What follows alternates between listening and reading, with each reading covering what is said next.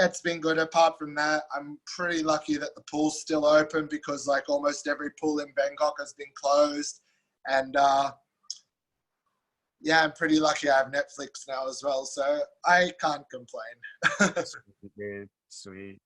That's dope, man. But yeah, man. Yeah. So like, I don't know. I just started like this YouTube channel just because like I was bored and I had like tons of content and stuff, but I wanted to provide like this like original content too. And I kind of wanted to like break down because there's like a lot of technique videos out there right now, and I just wanted to talk to like people about like the breathing techniques because I never thought about it like how important it was until something like this kind of happened because you're so constantly stressed. And when I kind of find myself like watching the news a lot or just kind of worrying about the future, I always kind of find myself going back to like all the breathing techniques that you and me used to do. I thought, Yeah, dude. And like I wanted to explain to people this thing called centering breath, but I wanted to like talk about like the fire breathing, when we were doing like the different ones with like the nasal breathing and like where like you learned all that and why you find it so important and stuff like that. Like I was just gonna perfect. All right, yeah, so do you want to do question by question or just get me to start ranting? Yeah, just to start to rant, dude. I don't like it too much when it's just like an interview anyways. Yeah, so yeah, I started to learn pranayama and breathing techniques 10 years ago when I first started doing yoga. At the time I was living in Vancouver in Canada, and I'd just been introduced to yoga, and I guess I found out through being introduced to yoga that the breathing exercises were part of the yoga system. So the most common word that people know for the breathing these days is breathwork, but the word from yoga is pranayama. So for anyone who's not aware, like prana in the Sanskrit language means life force and yama means control. So basically we're saying when you practice pranayama or breathing exercises, you're learning to control your life force energy. And so in like the Sanskrit language, we'll say that prana, that's the word for life force. It's also the word for breath. So basically like your life energy, whereas in English language, I find this quite interesting. People might say my energy or my breath. They can be separate words. In Sanskrit, it's the same word. So it's just like your life force energy is your breath. And without breathing in the right way, you're not going to have optimal prana, life force energy. So that's why we learn the breathing exercises as the beginning and the key. And so yeah, I guess I started quite slowly because like most people who get into like yoga or different type of practices, you're probably more in the beginning interested in the things that you can see and you can experience and feel and sort of track the progress with a bit more. Breath pranayama is very much like meditation in that a lot of the progress or a lot of the results that you get from it is internal. So in the beginning, if you're too much sort of in your mind, you won't really notice the benefit and the effects that it's having on you. So it can be kind of not very satisfying for some people in the beginning, depending on how their mindset and their state of energy is when they discover it first. So yeah, I guess in the start, I just sort of thought like, oh, cool, yeah, that breathing stuff, it's all right, but I didn't think too much about it. I just did it and didn't really notice the effect it was having. And then after a year in Canada, I moved out to Asia and I started to do like a yoga teacher training course on Koh Phangan in Thailand. That was in 2012. And luckily my teachers who I did that course with, they were really into the pranayama, the breath work. And so every morning and every night as part of our teacher training, we'll do our breath work and our meditation. And I guess I couldn't even fully like, because I was like, what, 24 years old then, now I'm 33. I couldn't fully understand how it was changing me, but I just sort of knew that I was a very stressed out and not very content, kind of angry, restless person who was always a lot in my head in the future and in the past. And I guess that's what people talk about when they say like you started waking up to reality. I probably didn't even so much put words on it at the time. I just sort of knew that I was feeling better and that I was really appreciating the fact that I was living on an island and learning this sacred knowledge of the yoga system, in the breathing.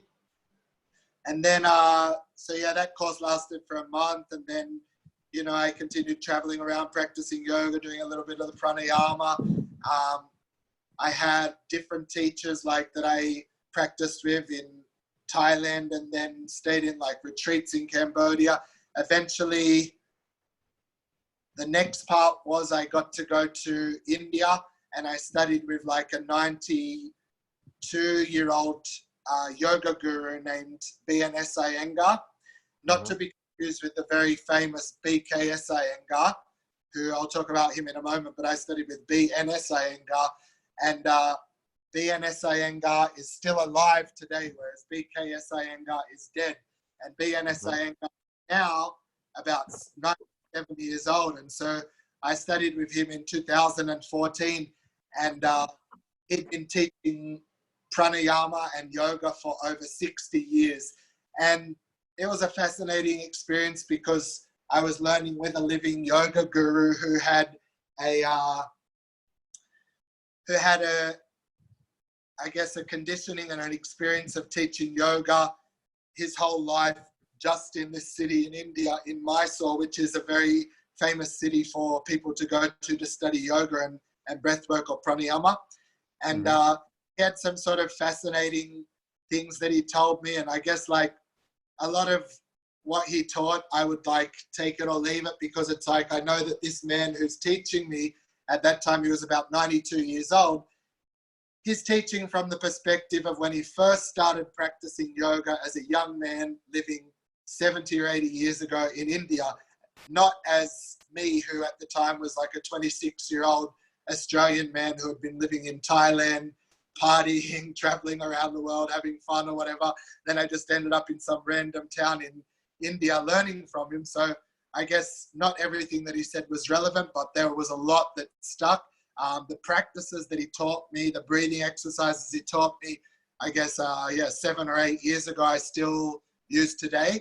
He taught me the breath of fire, the alternate nostril breath, the ujjayi breathing, which is the one that we use when we practice yoga, which is just like a strong, deep, forceful sort of breathing exercise that is audible, so that when you practice yoga, it's like a metronome, like you're learning music. So you breathe in and you breathe out in a strong and loud way, so that it's like an anchor to keep your mind in the moment as you're moving through your yoga practice.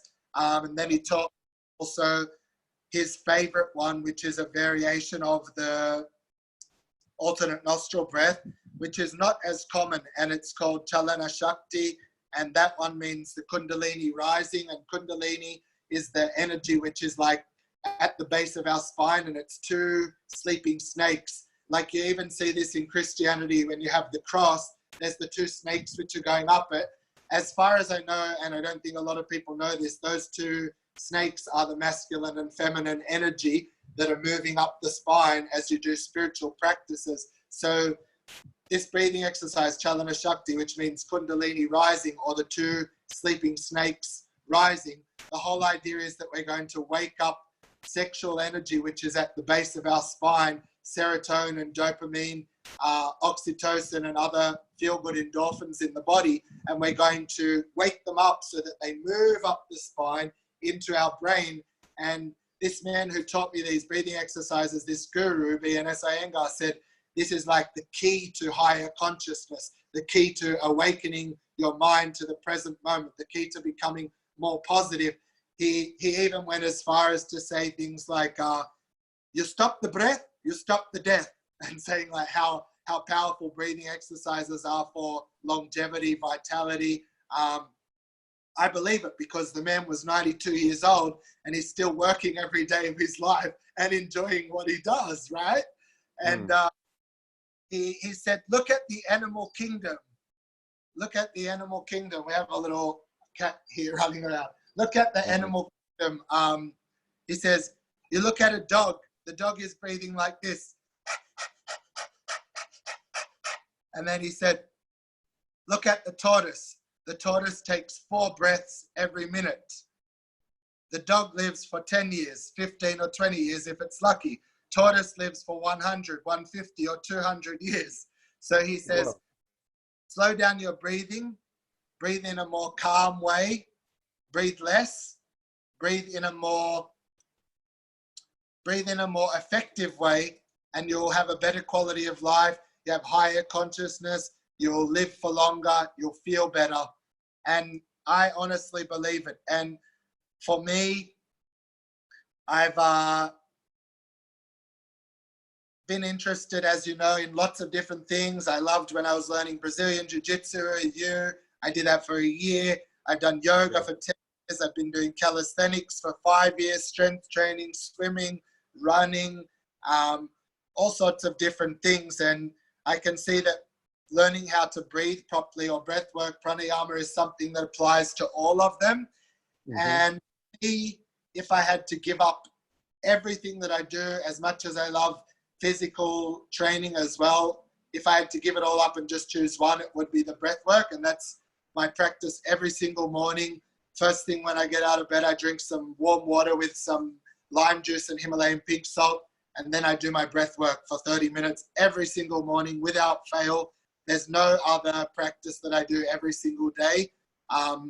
With my other strength training, physical training, yoga, whatever it is, I change it up from day to day or go through different periods. Like I said before, I've been diligent with learning handstands 6 days a week, but who knows if I'll keep doing that forever. But I can't see any reason that I would stop doing breath work, because it just helps to teach me how to control my life force energy, or how to control the prana, the flow of the energy through the body. Helps me to feel good, helps me to be focused, helps to keep my stress levels down, helps to keep my energy levels up, boosts my mood, releases the feel-good endorphins and drugs from my body into my brain, so that I can have a good quality of life and breathe in an effective, energizing, calm way. Whoa, dude, that's cool, man. That's super good. Like, yeah, like, why I wanted to talk to you too, dude, is because, like, coming from like a yoga background, like me coming from like martial arts, like I knew the importance of breath work when I saw guys like Hicks and Gracie doing the fire breathing and all that stuff. And he said, if you can control your breath, you can control your life. And the symbology behind the tortoise and the dog was really interesting, because like what I wanted to talk about, like what I was thinking about for myself, what the major thing that I use is what they call centering breath. Yes. You ever heard that term? Well, I have one that I use called centering, but I'm not sure if it's the same. But it's just like this: I inhale, circle one arm up, exhale, hand down, inhale, circle the other arm up, exhale down, and it comes from Qigong. I didn't even say, but I've also learned to do so. There's breathing coming from that too. Is it that one or? Yeah. Well, no, it's for performance and combat based. So the idea is that, like, let's say, like, you're in the middle of a fight, or you practice jujitsu, and you start to see yourself to like you said, like the dog starting to pant breathe. Like you'll see it in like MMA. Like I always watch it during a fight.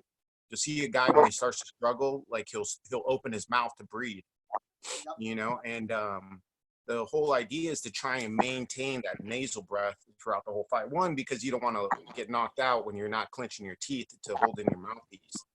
But the centering breath usually comes like when you start, because once you start to panic breathe and you start to like kind of gasp for air, your shots start to become kind of sluggish, or they become robotic, and you're not in that fluid state anymore.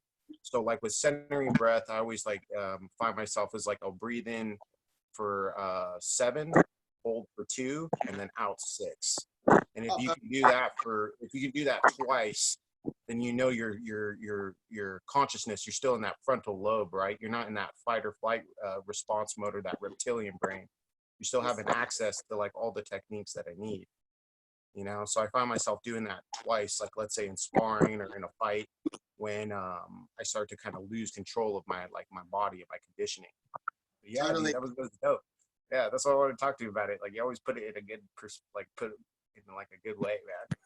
Perfect. Yes.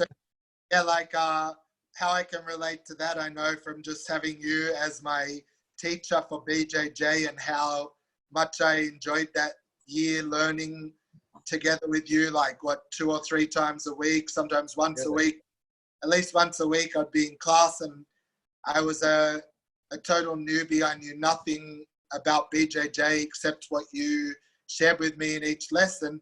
And I guess one helpful thing that I think I brought in on my own was, yeah, my ability to stay calm through breathing, because obviously when there were the other guys in the class who would get me in some sort of position that I'd have no idea what to do with, and I'd hear you trying to give some sort of instructions to me, the way that I could process that and then try to start to act, whether it was successful or not, was because I could keep my mind calm, keep control of my breathing, and then act with a.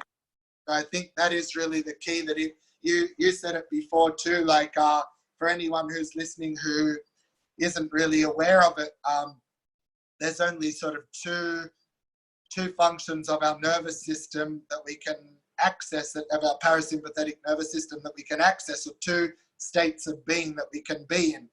And one is fight or flight. So if someone says, I'm stressed, I'm anxious, I'm worried, this sort of thing, they're most likely in the fight or flight mode. And that's like an ancient part of our nervous system that we have from when we were like living in our caveman days and we needed to run from a saber-toothed tiger to our lives.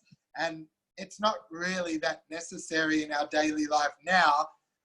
Even as you would probably agree yourself, when you're in a fight, you don't want to find yourself in that state. Like as Bruce Lee taught us, Bruce Lee taught us about martial arts, be water, my friend. Just stay calm, keep flowing, and then you can access your technique more effectively. You don't want to be all riled up and stressed and acting without awareness. So if you're not in your fight or flight mode, you'll be in your rest and relaxation mode. And this is the function of our nervous system, where you've already eaten, the woolly mammoth that you murdered, and now you're laying by the fire with your cave woman wife and relax. You don't have to worry about the saber-toothed tiger because you already clubbed him earlier in the day and he's gone. So the function of our nervous system that we should try to spend 100% of our lives in, if possible. And something people might not know is like something as small as like a cup of coffee can trigger you, depending on how you function, to put you into that fight or flight mode. So if you practice breathing exercises and learn how to put yourself into the relaxation mode and to make that your default state and to stay in that mode of your nervous system through your daily life, then when something happens, like you have a cup of coffee, or you have an argument with someone, or you have a close encounter with a car almost hitting you or something, like, then you'll notice your energy shift. You'll notice, oh, now I'm stressed. I went into fight or flight mode, but just by breathing in the right way, I can put myself back into the rest and digest relaxation mode. So we want that to be our default state, and to notice when we're not in that state anymore. Nice, man. So maybe I'll give you a simple breathing exercise for any of your listeners who are listening and want to learn one, do you think? Yeah, dude, I think that'd be great. Maybe just like a quick little example of it, Yep. So this one, I think this is good for like anyone who might be listening who's interested in martial arts or training or anything like this, because this breathing exercise I'm going to show you can, the cat's just trying to knock over my camera. This breathing exercise I'm going to show you can basically do this at any time. You can do it like if you're laying down in bed, you can do it when you're sitting, you can do it when you're walking, you can do it when you're on public transport, you can do it when you're having a conversation, if you're listening to someone and you're just trying to stay present and focused to listen to them. You can do this breathing exercise at any time. And this is called box breathing. So if you're listening now, you can follow along with us. So I want you to visualize a square with 4 sides across. And there's 4 parts to this breathing exercise. And with any breathing exercise, there will be up to 4 parts, because there's only sort of 4 functions of our breathing. there's our inhalation, there's our exhalation, there's holding our breath in, and there's holding our breath out. And then there's just different variations on those, like maybe some breathing exercises, you're just exaggerating the exhale, or some you're exaggerating the inhale, or some you're exaggerating the holding in or holding out to focus more on one of those parts. And then this box breathing just helps you to get like a equal focus for each of those 4 parts. So if you're following along, let's do it now. You can just sit up nice and tall and close your eyes. And first I want you to start by breathing out through your nose, exhaling. And then you inhale and count up to 4. 1, 2, 3, 4. Hold your breath in. 1, 2, 3, 4. Slowly exhale. 1, 2, 3, 4. Hold your breath out. 1, 2, 3, 4. Inhale. 1, 2, 3, 4. Hold your breath in. 1, 2, 3, 4. Exhale. 1, 2, 3, 4. Hold your breath out. 1, 2, 3, 4. Inhale. 1, 2, 3, 4. Hold your breath in. 1, 2, 3, 4. Exhale. 1, 2, 3, 4. Hold your breath out. 1, 2, 3, 4. Inhale. 1, 2, 3, 4. Hold your breath in. 1, 2, 3, 4. Exhale. 1, 2, 3, 4. Hold your breath out. 1, 2, 3, 4. Last round. Inhale. 1, 2, 3, 4. Hold your breath in. 1, 2, 3, 4. Exhale. 1, 2, 3, 4. Hold your breath out. 1, 2, 3, 4. So that's just a simple breathing exercise called box breathing. We did 5 rounds. This one just helps you to relax, to center, focus. Just call your mind home to the present moment, which for anyone who's having a challenging time at the moment, like maybe difficult adjusting to so much time on your own, or worrying about the future, or not having the right financial situation, or anything at all that's happening, or at any time in your life that you feel like you just want to ground your mind into the present moment again, breathwork or pranayama breathing exercises can help. So this is just a simple one. If you're interested, get in contact with me or you, and we can share more, yeah? Yeah, dude, heck yeah. Anything else that we should discuss, or? Nah, man, I think that's a good way to end it, dude. I think it's perfect because, like, I find myself too, when I start worrying about the future financially with all this, it's just like, I mean, the thing is, it's just a slow unknown. Nobody knows really what's going on. And I find myself when I start to stress that I come back to your teachings about all the breath work, and I find myself like, oh, you know what? Everything's going to be all right. Yeah, so. I've been saying it to other people and for myself. It's like the future is always going to be uncertain to some extent, but we can choose how to paint the uncertainty. It can be exciting and, like, you know, it can give us like an uplifting feeling knowing that like things will get good or better, or we can worry about it. So we need to just pay attention to how we're painting the uncertainty and make sure that we're painting it in like the light that we want to see. Yeah, hell yeah, dude. Sweet, man. Yeah, let's end with that, dude. That's good. That's some good shit, bro. Happy to help out with it. I'll stop the recording now anyway. Yeah, no worries, dude. Okay, so yeah, thanks for having me on your podcast, and look forward to. But I'll stop recording. Yeah, man, no worries. Oh, thanks, dude. It was good catching up though too. I just was like, I gotta do something.